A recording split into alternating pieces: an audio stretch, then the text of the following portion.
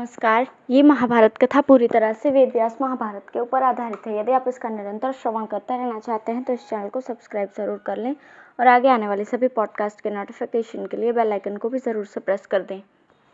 अब हम सुनेंगे युधिष्ठिर का विलाप तथा व्यास जी के द्वारा मृत्यु की उत्पत्ति का वर्णन। संजय कहते हैं, महाराज, महावीर अभिमन्यु के मारे जाने के पश्चात सभी पांडव योद्धा रथ छोड़ कवच उतार और धनुष फेंक कर राजा युधिष्ठिर के चारों ओर बैठ गए तथा अभिमन्यु को मन ही मन याद करते हुए उसके युद्ध का स्मरण करने लगे। भाई का पुत्र अभिमन्यु जैसा वीर मारा गया, ये सोचकर राजा युधिष्ठिर बहुत दुखी हो गए और विलाप करने लगे। जैसे गौओं के झुंड में सिंह का बच्चा प्रवेश कर जाए, उसी प्रकार जो केवल मेरा प्रिय करने की इच्छा से द्रोण के दुर्भेद्य व्यूह में जा घुसा, युद्ध में जिसके सामने आकर बड़े बड़े धनुर्धर और अस्त्र विद्या में कुशल वीर भी भाग गए, जिसने हमारे कट्टर शत्रु दुशासन को अपने बाणों से शीघ्र ही मार भगाया था, वो वीर अभिमन्यु द्रोण सेना रूपी महासागर के पार होकर भी दुशासन कुमार के पास जाकर मृत्यु को प्राप्त हुआ। सुभद्रा कुमार के मारे जाने के बाद अब मैं अर्जुन अथवा सुभद्रा को कैसे मुंह दिखाऊंगा। हाय, वो बेचारी अब अपने प्यारे बेटे को कभी नहीं देख सकेगी। श्री कृष्ण और अर्जुन को ये दुखद समाचार कैसे सुनाऊंगा। आह, मैं कितना निर्दयी हूँ। जिस सुकुमार बालक को भोजन और शयन करने, सवारी पर चलने तथा भूषण वस्त्र पहनने में आगे रखना चाहिए था, उसे मैंने युद्ध में आगे कर दिया। अभी तो वो तरुण कुमार युद्ध की कला में पूरा प्रवीण भी नहीं हुआ था, फिर कैसे कुशल से लौटता। अर्जुन बुद्धिमान, निर्लोभ, संकोचशील, क्षमावान, रूपवान, बलवान, बड़ों को मान देने वाले वीर और सत्य पराक्रमी हैं, जिनके कर्मों की देवता लोग भी प्रशंसा करते हैं, जो अभय चाहने वाले शत्रु को भी अभयदान देते हैं। उन्हीं के बलवान पुत्र की भी हम लोग रक्षा न कर सके। बल और पुरुषार्थ में जो अपना सानी नहीं रखता था, उस अर्जुन कुमार को मारा गया देखकर अब विजय से भी मुझे प्रसन्नता न होगी। उसके बिना पृथ्वी का राज्य, अमरत्व अथवा देवताओं के लोकों का अधिकार भी मेरे लिए किसी काम का नहीं है। कुंती नंदन युधिष्ठिर जब इस प्रकार विलाप कर रहे थे, उसी समय महर्षि वेदव्यास वहां आ पहुंचे। युधिष्ठिर ने उनका यथोचित सत्कार किया और जब वे आसन पर विराजमान हुए तो अभिमन्यु की मृत्यु के शोक से संतप्त होकर उनसे कहा, मुनिवर, सुभद्रा नंदन अभिमन्यु युद्ध कर रहा था, उस समय उसे अनेकों अधर्मी महारथियों ने घेर कर मार डाला है। मैंने उससे कहा था, हम लोगों के लिए व्यूह में घुसने का दरवाजा बना दो। उसने वैसा ही किया। जब स्वयं भीतर घुस गया तब उसके पीछे हम लोग भी घुसने लगे, किंतु जयद्रथ ने हमें रोक दिया। योद्धाओं को अपने समान वीर से युद्ध करना चाहिए, किंतु शत्रुओं ने जो उसके साथ व्यवहार किया है वो नितांत अनुचित है। इसी कारण मेरे हृदय में बड़ा संताप हो रहा है। बार बार उसी की चिंता होने लगती है, तनिक भी शांति नहीं मिलती। व्यास जी ने कहा, युधिष्ठिर, तुम तो महान बुद्धिमान और समस्त शास्त्रों के ज्ञाता हो। तुम्हारे जैसे पुरुष संकट पड़ने पर मोहित नहीं होते। अभिमन्यु युद्ध में बहुत से वीरों को मारकर प्रौढ़ योद्धाओं के समान पराक्रम दिखाकर स्वर्गलोक में गया है। भारत, विधाता के विधान को कोई नहीं टाल सकता। मृत्यु तो देवता, गंधर्व और दानवों के भी प्राण ले लेती है, फिर मनुष्यों की तो बात ही क्या है। युधिष्ठिर ने कहा, मुनि, ये सूरवीर राजकुमार शत्रुओं के वश में पड़कर विनाश के मुख में चले गए। कहते हैं ये मर गए, किंतु मुझे संदेह है कि इन्हें मर गए ऐसा क्यों कहा जाता है। मृत्यु किसकी होती है, क्यों होती है और वो किस प्रकार प्रजा का संहार करती है तथा कैसे ये जीव को परलोक में लेकर जाती है। पितामह, ये सब बातें मुझे बताइए। व्यास जी ने कहा, राजन, जानकार लोग इस विषय में एक प्राचीन इतिहास का दृष्टांत दिया करते हैं। इसको सुनकर तुम स्नेह बंधन के कारण होने वाले दुख से छूट जाओगे। वो उपाख्यान समस्त पापों को नष्ट करने वाला, आयु बढ़ाने वाला, शोकनाशक, अत्यंत मंगलकारी तथा वेदाध्ययन के समान पवित्र है। आयुष्मान पुत्र, राज्य और लक्ष्मी चाहने वाले द्विजों को प्रतिदिन प्रातःकाल इस आख्यान का श्रवण करना चाहिए। प्राचीन काल की बात है, सत्ययुग में एक अकंपन नाम के राजा थे। उन पर शत्रुओं ने आक्रमण किया। राजा के एक पुत्र था जिसका नाम था हरि। वो बालपन में बल में नारायण के समान था और युद्ध में इंद्र के समान। उस युद्ध में दुष्कर पराक्रम दिखाकर अंत में वो शत्रुओं के हाथ से मारा गया। इससे राजा को बड़ा शोक हुआ। उसके पुत्र के शोक का समाचार जानकर देवर्षि नारद आए। राजा ने उनका यथोचित पूजन करके बैठने के पश्चात उनसे कहा, भगवान, मेरा पुत्र इंद्र और विष्णु के समान कांतिमान एवं महाबली था। उसको बहुत से शत्रुओं ने मिलकर युद्ध में मार डाला है। अब मैं ये ठीक ठीक जानना और सुनना चाहता हूँ कि ये मृत्यु क्या है, इसका वीर, बल और पौरुष कैसा है। राजा की ये बात सुनकर नारद जी ने कहा, राजन, आदि में सृष्टि के समय पितामह ब्रह्मा जी ने जब संपूर्ण प्रजा की सृष्टि की तो उनका संहार होता न देखकर उसके लिए वे विचार करने लगे। सोचते सोचते जब कुछ समझ में न आया तो उन्हें क्रोध आ गया। उनके क्रोध के कारण आकाश से अग्नि प्रकट हुई और वह संपूर्ण दिशाओं में फैल गई। भगवान ब्रह्मा ने उस अग्नि से पृथ्वी, आकाश एवं संपूर्ण चराचर जगत को जलाना आरंभ किया। यह देखकर रुद्र देवता ब्रह्मा जी की शरण में गए। शंकर जी के आने पर प्रजा के हित के लिए ब्रह्मा जी ने कहा, तुम अपनी इच्छा से उत्पन्न हुए हो और मुझसे अभिष्ट वस्तु पाने योग्य हो। बताओ तुम्हारी कौन सी कामना पूर्ण करूं? तुम्हें जो भी अभिष्ट होगा उसे पूर्ण करूंगा। रुद्र ने कहा, आपने नाना प्रकार के प्राणियों की सृष्टि की है, किंतु वे सभी आज आपकी क्रोधाग्नि से दग्ध हो रहे हैं। उनकी दशा देखकर मुझे दया आती है। भगवान अब तो उन पर प्रसन्न होइए। ब्रह्मा जी ने कहा, पृथ्वी देवी जगत के भार से पीड़ित हो रही है, इसी ने मुझे संहार के लिए प्रेरित किया। इस विषय में बहुत विचार करने पर भी जब कोई उपाय न सूझा तो मुझे बहुत क्रोध चढ़ाया।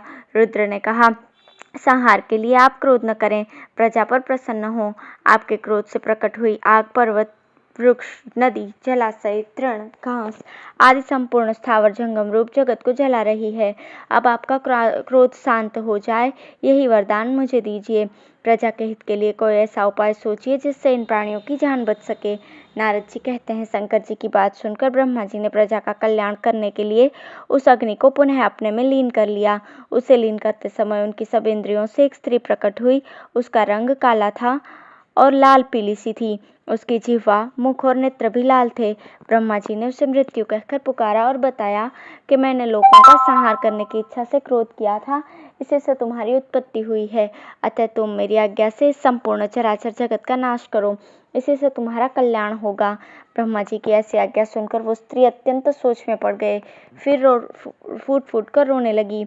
उसकी आंखों से जो आंसू झर रहे थे उसे ब्रह्मा जी ने हाथों में ले लिया और उसे भी सांत्वना दी। तब मृत्यु ने कहा, भगवान आपने मुझे ऐसी स्त्री क्यों बनाया? क्या मैं जानबूझकर यह अहितकारक कठोर कर्म करूं? मैं भी पाप से डरती हूँ। मेरे सताए हुए लोग रोएंगे। उन दुखियों के आंसुओं से मुझे बड़ा भय हो रहा है, इसलिए मैं आपकी शरण में आई हूँ। मुझे वर दीजिए, मैं आज से धेनुकाश्रम में जाकर आपकी ही आराधना में संलग्न होकर तीव्र तपस्या करूंगी। रोते बिलखते लोगों के प्राण लेने का काम मुझसे नहीं हो सकेगा। मुझे इस पाप से बचाइए। ब्रह्मा जी ने कहा, मृत्यु, प्रजा का संहार करने के लिए तुम्हारी सृष्टि हुई है। जाओ सब प्रजा का नाश करती रहो। इसमें कुछ विचार करने की आवश्यकता नहीं है। ऐसा ही होगा, इसमें कभी परिवर्तन नहीं हो सकता। तुम मेरी आज्ञा का पालन करो, इसमें तुम्हारी निंदा नहीं होगी। ब्रह्मा जी के ऐसा कहने पर वो कन्या प्रजा के संहार की प्रतिज्ञा किए बिना ही तप करने की इच्छा से धेनुकाश्रम में चली गई। वहां से पुष्कर, गोकर्ण, नैमिष और मलयाचल आदि तीर्थों में जा जाकर अपनी रुचि के अनुकूल कठोर नियमों का पालन करती हुई शरीर सुखाने लगी। वो अनन्य भाव से केवल ब्रह्मा जी में ही सुदृढ़ भक्ति रखती थी। उसने अपने धर्माचरण से पितामह को प्रसन्न कर लिया। तब ब्रह्मा जी ने प्रसन्न मन से उससे कहा, मृत्यु, बताओ तो सही, किस लिए ये अत्यंत कठोर तप कर रही हो? मृत्यु बोली, प्रभु, मैं आपसे ये वर चाहती हूँ कि प्रजा का नाश न करूँ। मुझे अधर्म से बड़ा भय हो रहा है, इसलिए तप में लगी हूँ। भगवान, मुझ भयभीता बला को आप अभयदान दें। मैं एक निरपराध स्त्री हूँ, बहुत दुख पा रही हूँ। आपसे कृपा की भीख मांगती हूँ, मुझे शरण दीजिए। ब्रह्मा जी ने कहा, कल्याणी, इस प्रजावर्ग का संहार करने से तुम्हें पाप नहीं लगेगा। मेरी बात किसी तरह भी मिथ्या नहीं हो सकती, इसलिए तुम 4 प्रकार की प्रजा का नाश करो। सनातन धर्म तुम्हें पवित्र बनाए रखेगा। लोकपाल, यम तथा तरह तरह की व्याधियां तुम्हारी सहायिका होंगी। फिर देवता लोग तथा मैं सभी तुम्हें वरदान देंगे। यह सुनकर मृत्यु ने ब्रह्मा जी के चरणों में मस्तक झुकाकर प्रणाम किया और हाथ जोड़कर कहा, प्रभु, यदि यह कार्य मेरे बिना नहीं हो सकता तो आपकी आज्ञा शिरोधार्य है। अब एक बात कहती हूँ, उसे सुनिए।